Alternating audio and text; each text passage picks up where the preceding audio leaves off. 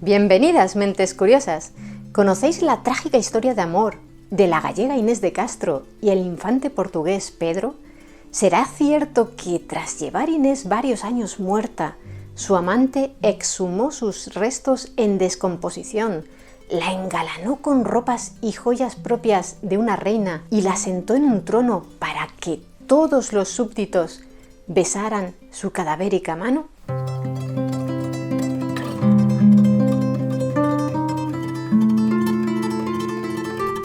En torno a la figura de Inés de Castro se confunden a veces los datos históricos y la leyenda.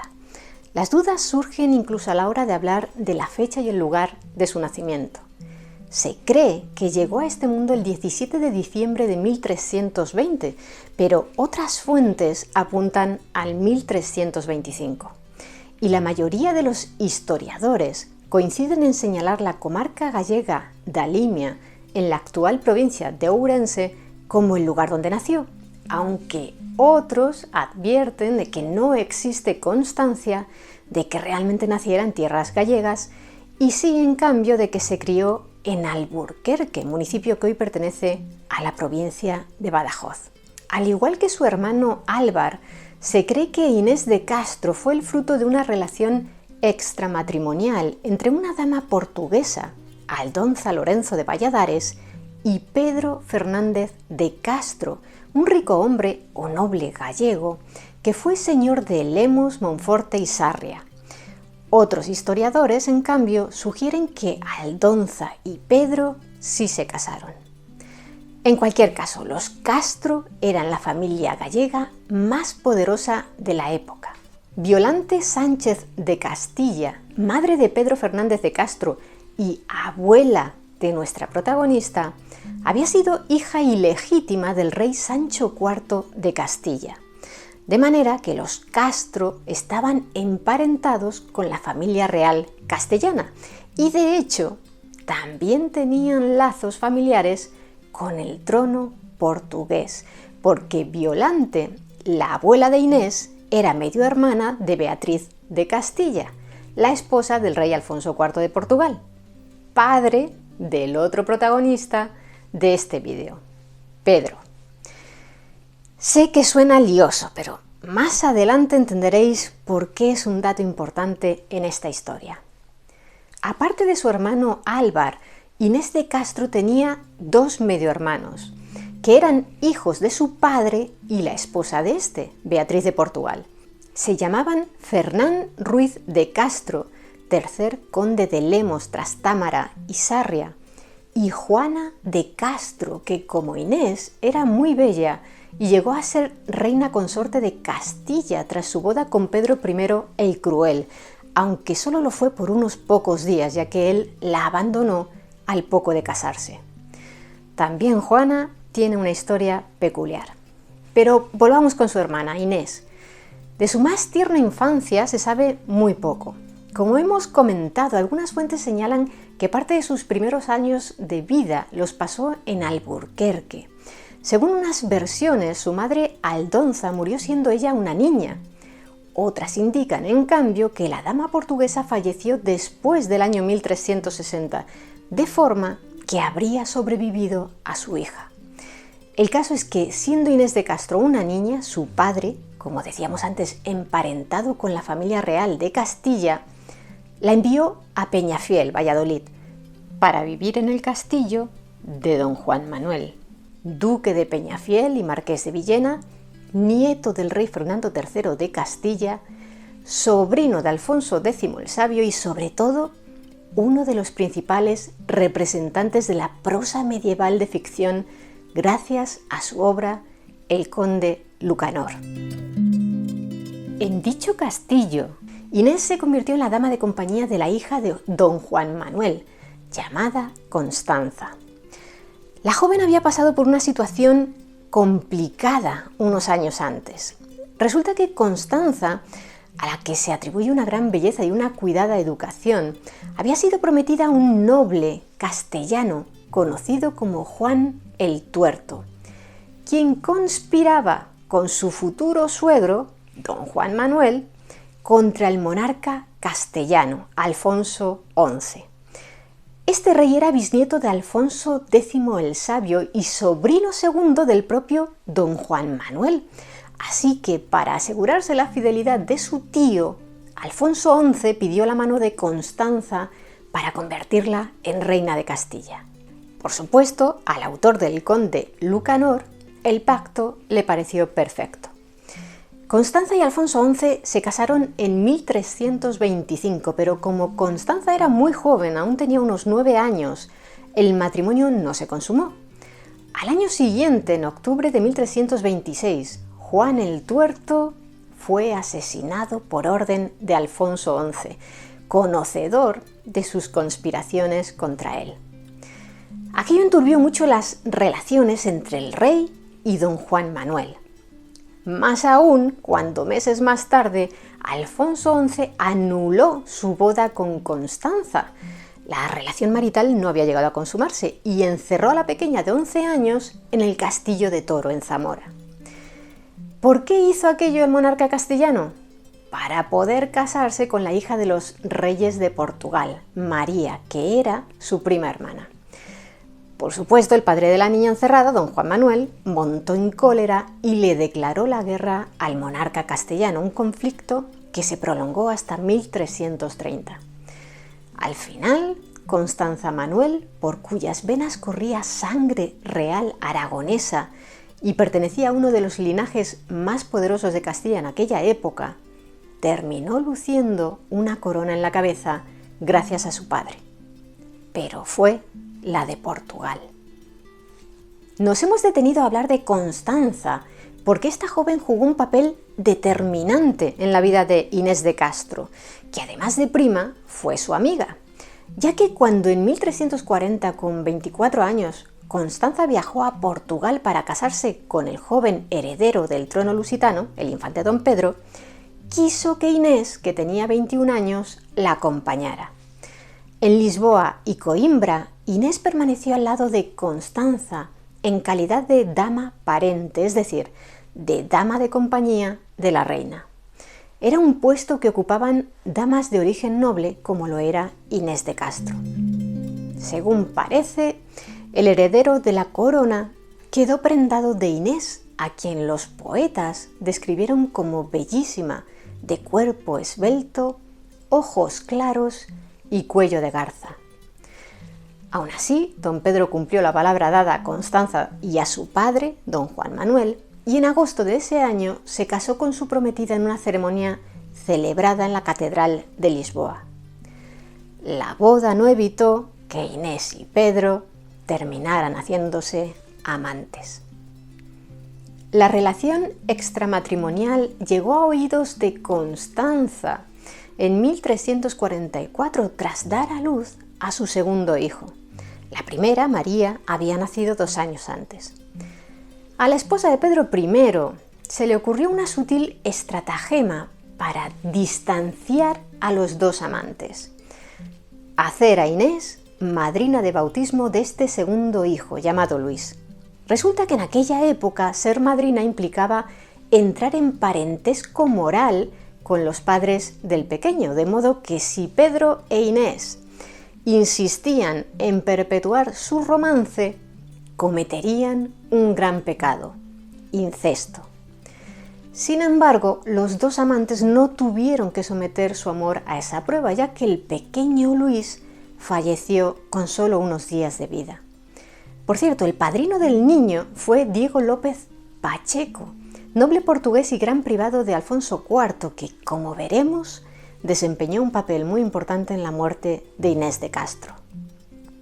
También el rey portugués, Alfonso IV, se enteró de la relación de su hijo con Inés y tomó cartas en el asunto.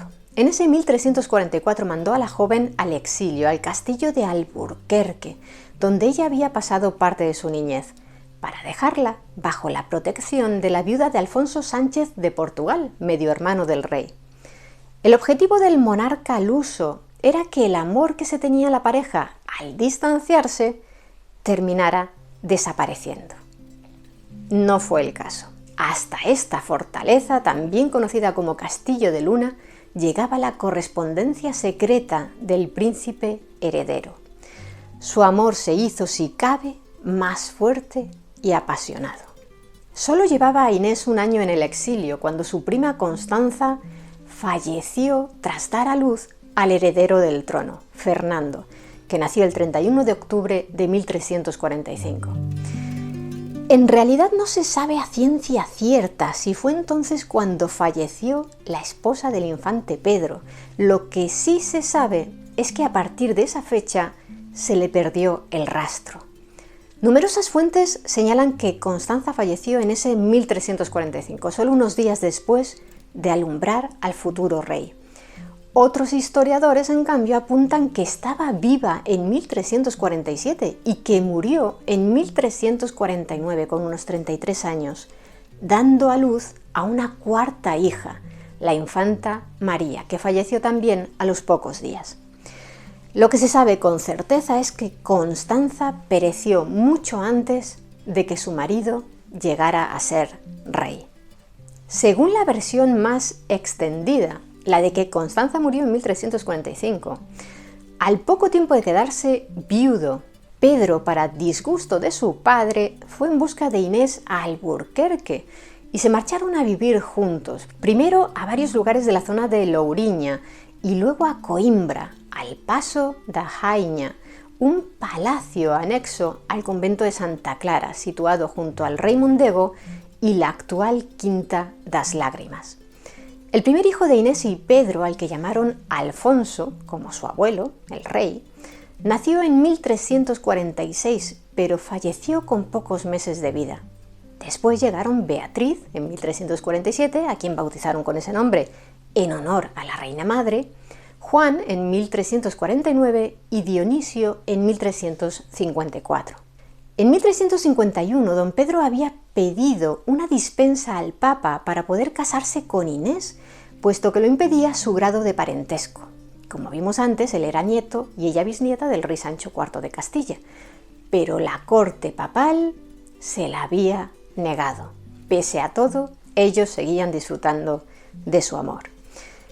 Pero había alguien que no estaba nada contento con la situación: el rey de Portugal. En su corte veían a Inés como un peligro para el trono portugués, sobre todo si finalmente Pedro lograba casarse con ella. Se cree que Alfonso IV temía que los hermanos de Inés, Fernán y Álvar, que eran muy ambiciosos y activos en la política de Castilla, terminaran provocando un conflicto dinástico entre Portugal y Castilla. Y es que los Castro habían intentado convencer al infante don Pedro de que se considerara con derecho a suceder en el trono castellano a Pedro I, apodado el Cruel por sus detractores y el Justo por sus partidarios, si éste no llegaba a tener hijos. Al fin y al cabo, el Pedro portugués era nieto de Sancho IV de Castilla y tío de Pedro I, ya que la madre de este era María de Portugal, hermana de Pedro. Parece que el objetivo de los Castro era que se creara un gran reino ibérico en el que ellos formarían parte del gobierno, claro. Aunque el infante don Pedro al principio aceptó el pacto, finalmente desistió convencido por su propio padre y probablemente tras mantener una reunión con su hermana María. Pero eso no quitaba que el rey portugués Alfonso IV siguiera intranquilo al respecto, porque aquellas maniobras podían provocar un conflicto que pusiera en riesgo la independencia de Portugal. Cuando los hermanos de Inés de Castro propugnaban que el infante de Portugal fuera el sucesor del rey de Castilla, lo que estaban propugnando en realidad era que uno de sus sobrinos, uno de los hijos de Inés y Pedro, terminara heredando ese poderoso reino ibérico. Y ese era también motivo de preocupación para Alfonso IV, que tenía muy claro que quien debía suceder a su hijo Pedro era Fernando, el hijo varón que éste había tenido con Constanza, y no uno de los vástagos de Inés. De hecho, Alfonso IV temía que los Castro estuvieran planeando el asesinato de su nieto Fernando. Ya veis que no tenían nada que envidiar a los conflictos familiares de la saga de Juego de Tronos. ¿Y qué sucedió? que el rey de Portugal, alentado por la corte, organizó una conspiración para ejecutar a Inés, que era quien podía influir en Pedro para que terminara accediendo a las pretensiones de los hermanos Castro. Por cierto, aunque hoy la imagen de doña Inés ha mejorado mucho a ojos del pueblo, en su época muchos no veían con buenos ojos la relación de concubinato que mantenía con el príncipe heredero. Y si hoy destacamos sobre todo el amor trágico que la pareja vivió y por ello despiertan nuestras simpatías, en el siglo XIV la imagen de la gallega que más se prodigaba era la de una mujer traicionera y maquinadora, aunque probablemente era una imagen injusta y ella nada tenía que ver con los tejemanejes de sus hermanos. El caso es que el 6 de enero de 1755 se celebró en el castillo de Montemor o Bello un juicio sumario del que Inés no sabía nada y en el que se la condenó a muerte. Un día después, aprovechando que el infante don Pedro se encontraba lejos del hogar, se había ido de caza, 3 de los hombres de confianza de Alfonso IV, Álvaro González, Pedro Coello y Diego López Pacheco, que recordáis, había apadrinado junto a Inés al hijo de Constanza que falleció a los pocos días, acudieron a Coimbra para acabar con la vida de la dama gallega. Inés de Castro fue degollada. Tenía 35 años. La leyenda dice que el asesinato tuvo lugar en los jardines de la Quinta das Lágrimas, que os recomendamos visitar porque merece mucho la pena y además es un escenario real en el que don Pedro y doña Inés pasearon su amor. Pero es más probable que el crimen tuviera lugar en el Paso de Santa Clara, en el palacio donde la pareja vivía con sus hijos. ¿Y cómo reaccionó Pedro ante el asesinato de su amada? Se rebeló contra su padre y durante 2 años la guerra civil asoló el país. En 1357, poco después de que ambas partes firmaran la paz, gracias a la intervención mediadora de la madre de Pedro, la reina Beatriz de Castilla, Alfonso IV falleció y el nuevo monarca ascendió al trono como Pedro I de Portugal.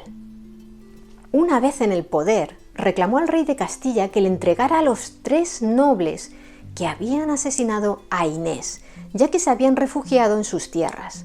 Consiguió a 2 de ellos porque el tercero, precisamente Pacheco, el que había sido padrino de Luis, su difunto hijo con Constanza, había huido y pudo guarecerse en la corte papal de Aviñón.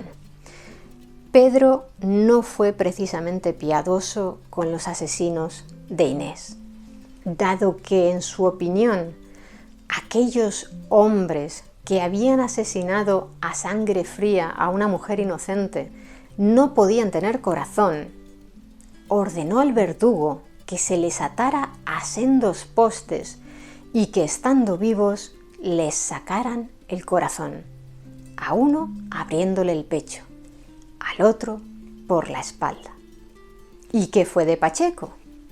¿Se salvó?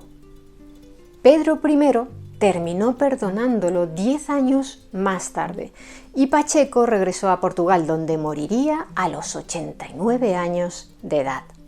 En 1357, Pedro I dio a conocer que 3 años antes, en 1354, un año antes de que asesinaran a Inés, se había casado en secreto con ella, una unión que supuestamente bendijo el obispo de la localidad portuguesa de Guarda. Pese a que no existía documentación que acreditara el matrimonio clandestino, sospechosamente ni siquiera se pudo especificar la fecha del enlace, las Cortes de Cantañede reconocieron el enlace y a Inés de Castro como reina de Portugal.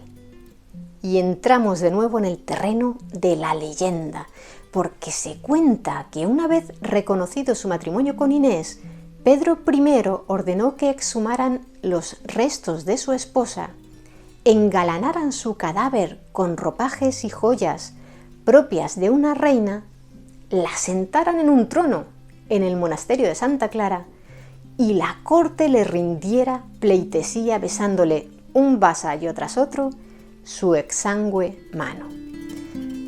Lo que históricamente sí ocurrió fue que el nuevo rey hizo exhumar los restos de su amada, que había sido enterrada en Coimbra, para llevarla en un ceremonioso cortejo fúnebre hasta el sepulcro que él había ordenado construir para ella en el monasterio de Alcobaça.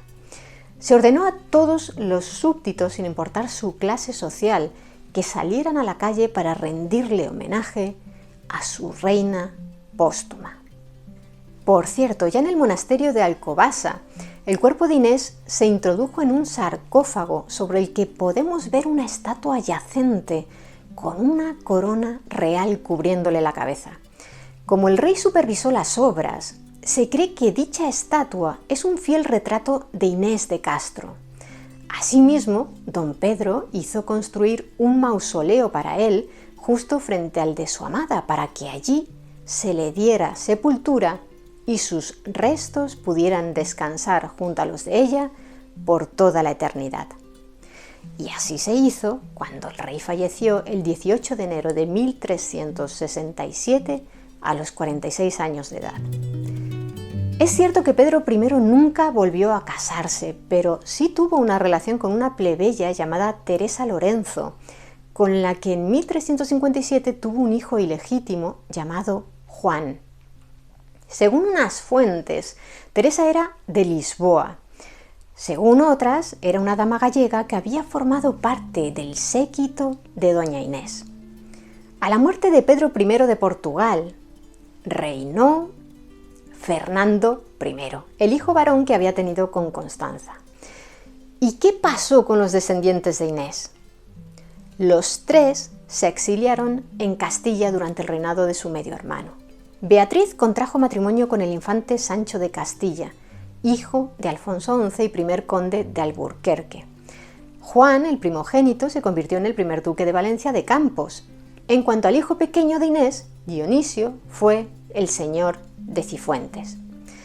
La pregunta que quizá os hagáis es: ¿y llegaron a reinar?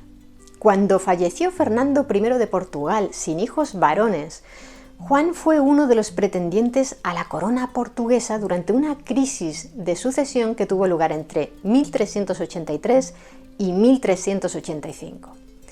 Al final se hizo con la corona el otro Juan, su medio hermano, el hijo ilegítimo que Pedro había tenido con Teresa Lorenzo. La historia de los amores de don Pedro y doña Inés ha llegado a nuestros días a través de relatos históricos. Lo hizo por primera vez en la crónica de Alfonso IV, escrita por el cronista y diplomático portugués Rui de Pina en el siglo XVI, pero también a través de la literatura. Así, por ejemplo, su romance dio pie a la primera tragedia clásica de Portugal, titulada Tragedia muy sentida y elegante de doña Inés de Castro, de 1558, escrita por el poeta y dramaturgo lisboeta Antonio Ferreira. La historia de Inés inspiró poemas muy famosos, como el de Luis de Camões, titulado Os Lusíadas, de 1572, epopeya en verso considerada una obra maestra de la literatura en portugués. También en lengua castellana se le rindió homenaje. El dramaturgo gallego Jerónimo Bermúdez escribió la pieza teatral en verso castellano Nise Laureada, publicada en 1577, y esta obra se hizo eco literario por primera vez del mito de que el cuerpo de Inés no solo había sido trasladado a una nueva tumba, sino que además había sido coronada durante una ceremonia organizada por Pedro I, para la que se había engalanado su cuerpo putrefacto con vestidos y joyas y se había celebrado el pertinente besamanos. Obras de teatro, novelas, poemas, pinturas y hasta óperas en italiano, inglés y alemán han bebido de esta fuente.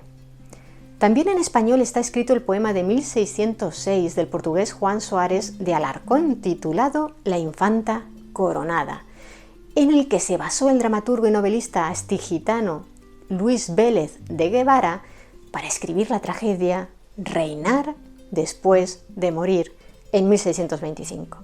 Otro dramaturgo del siglo de oro, el más grande de todos ellos, el madrileño Lope de Vega, escribió asimismo una obra de teatro sobre Inés de Castro, aunque por desgracia no se ha conservado.